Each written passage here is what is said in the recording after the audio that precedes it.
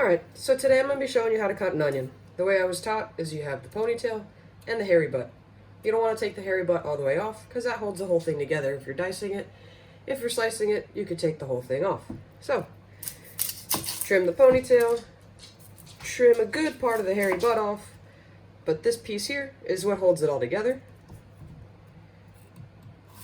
Right down the middle, and peel all your papers. Sometimes you might have a layer on the outer edge that is mushy. You could just peel that off until you get to the part that is not, and then you'll be ready to dice your onion.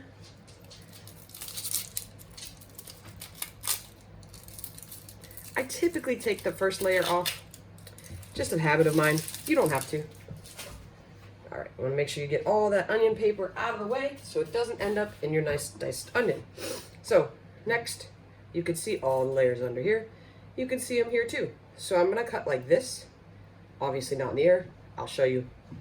And then I'll do it. Cut straight across. And then going to make slices as big as you want it diced width-wise. Okay, so now we went one way. Got a little onion paper there. Hang on. All right. And now, as you can see, we have little squares. They'll end up being our dice. So now we're going to cut the other way.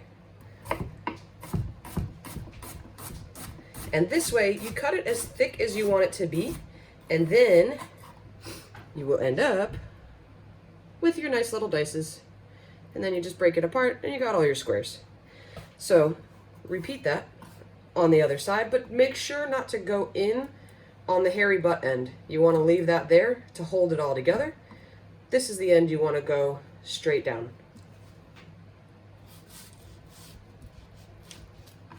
And then I'm going to do the same thing we did on the other one.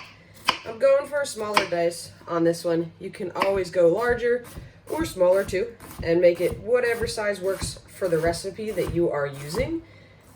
All right, and now we have most of our onion diced over here, but we still have these two pieces left. Now, you can throw them away, but if you want to use it all, make a couple straight across slices. So now you have a few strips, and the top is always going to fall apart like that. It's easier to just do it this way, and then go across this way, and then you'll end up using your whole onion and not having much go to waste. Now this one is bigger, so I'm going to cut a few more slices than I did on the other one so that I can have, hopefully, an evenly diced onion.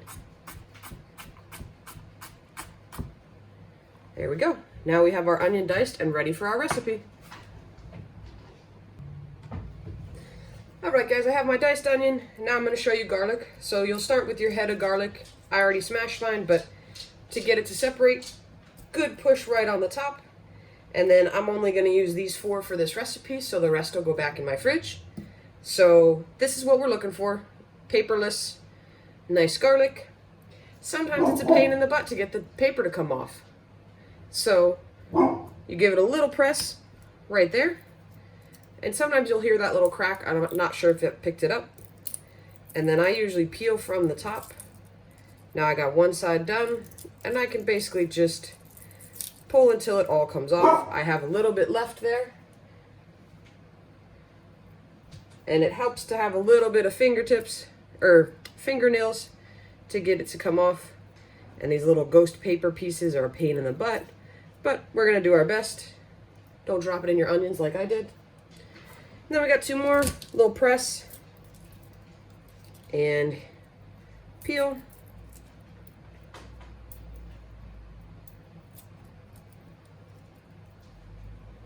Sometimes it's a big pain in the butt, sometimes it's not.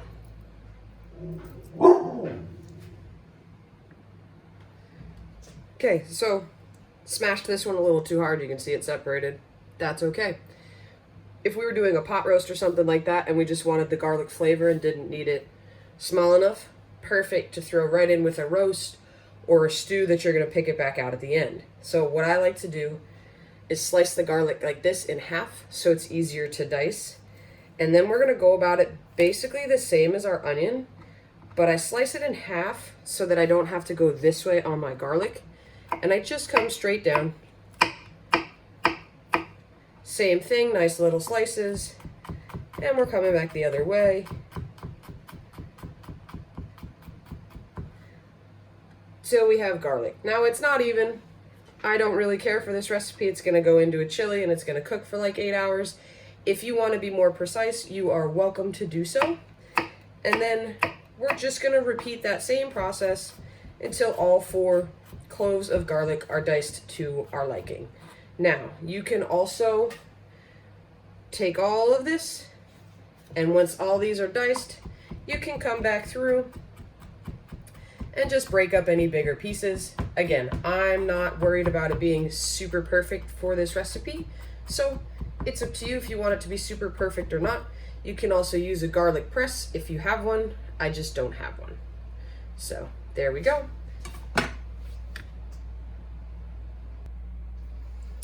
All right, now that we have our onions and garlics diced, we're beginning to layer our flavors for our chili. So we're just gonna toss our onion and our garlic straight into our handy crock pot. I love these kind of recipes for times when I don't want to take a lot of time doing meal prep, or I just need a meal for later in the day. Get this going in the morning. Got to cut your onions, your garlic, and clean your chicken. Set it and forget it. Now we're going to clean up our chicken. Pretty easy. We don't have to dice it or anything crazy. We're just going to open this up. You could use chicken thighs, you could use breasts, you could use drumsticks, whatever kind of chicken you have. It's up to you.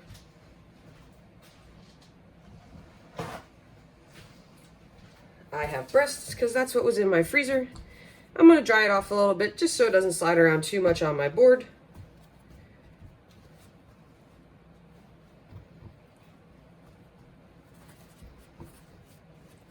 All right, now we have ready to go. Pretty simple. I'm just going to trim these little extra pieces of fat off of my chicken. Because this is going to go in the crock pot for a few hours, I'm not worried about making it bite-sized diced or sliced or anything like that. I just want to get it nice and clean. Get the little extra fat that I have off. And then one thing that I like to do is see if there is connective tissue here from where the wing would be. Sometimes there is, sometimes there isn't. This has a little bit, so I'm just going to trim that right off. And you don't have to. I took the blood spot out. Perfectly natural, perfectly fine to eat. But I'm already cutting in that area, so I might as well take it out. Then we're going to do the same thing with the other one. Now these ones don't have tenderloins on them, or they don't have very big tenderloins on them, so I'm not going to worry about separating them. I'm just going to put them directly in my crock pot. All right, now that we have our chicken cleaned and ready to go, we're just going to drop that right in the crock pot over here.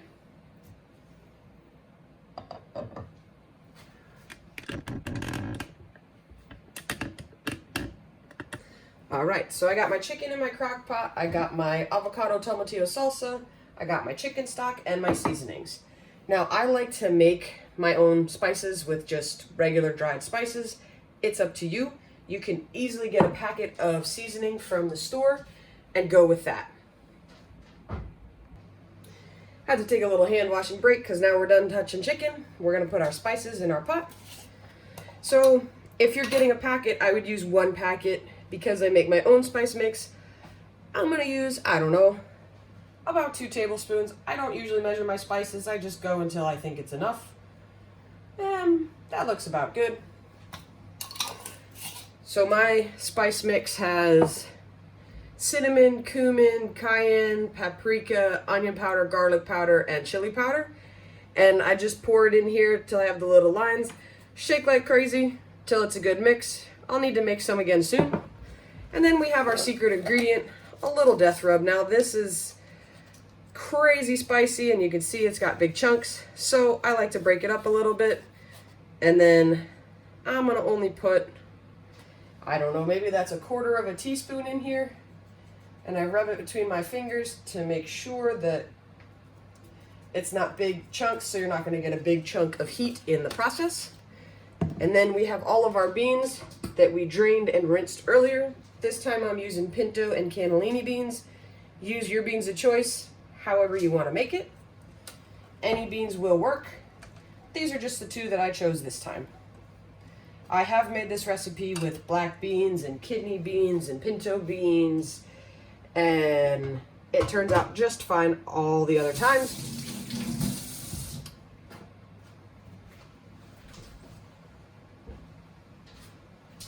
All right, so I got my beans, I got my spices, I got my chicken. There we go. Now I have my avocado tomatillo salsa in there. We're gonna add a little water, rinse the rest of the goodness out of the jar.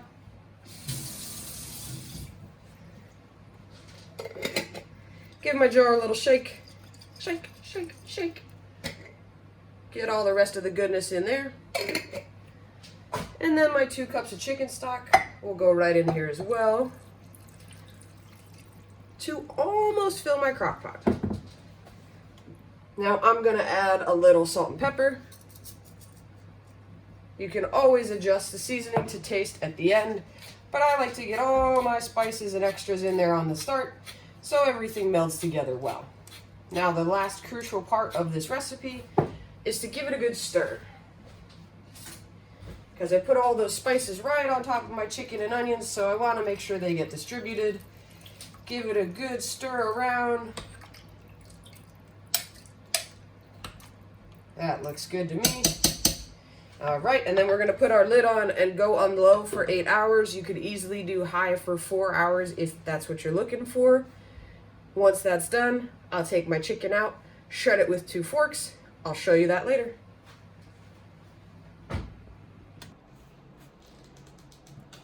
Chili is done. It's been going in the crock pot for 8 hours. So now it is time to find those chicken breasts that we put in this morning.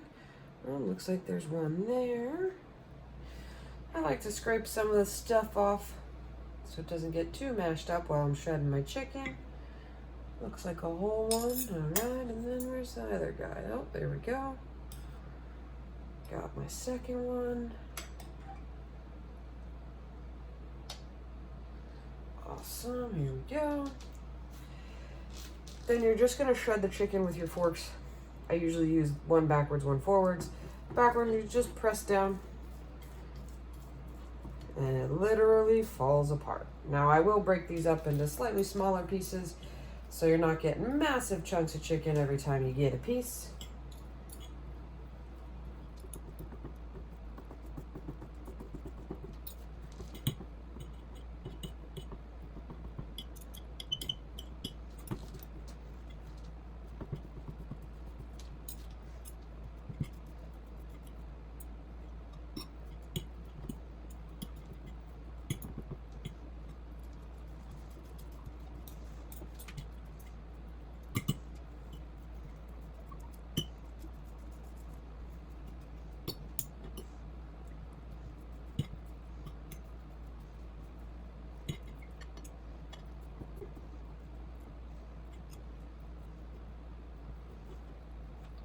So it didn't look like much chicken to start, but turns out to be a good bit once you get it all shredded.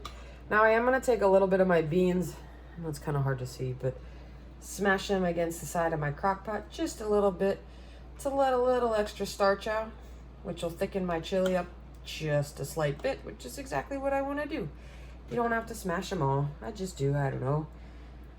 Do this maybe 10, 12 times. Smash a little bit of the beans, then scrape them off the side, give it a nice stir. I'm gonna add all my chicken back in.